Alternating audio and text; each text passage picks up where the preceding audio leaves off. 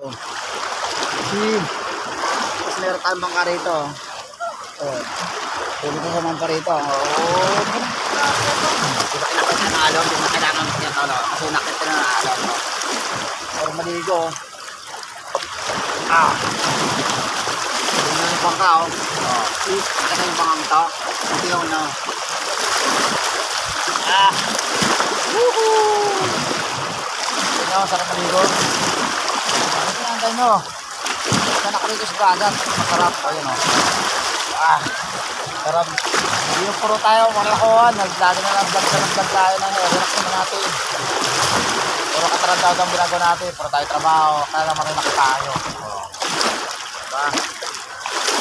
Ayun o. Woohoo! Ito na Brad. Tinatangay ka ng alon. Sarap naman. Gusto kong dagantay nga ako. Tatalarga natin ito.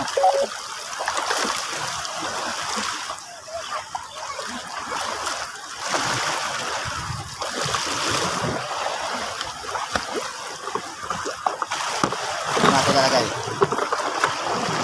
Para maganda. Yan. Yan.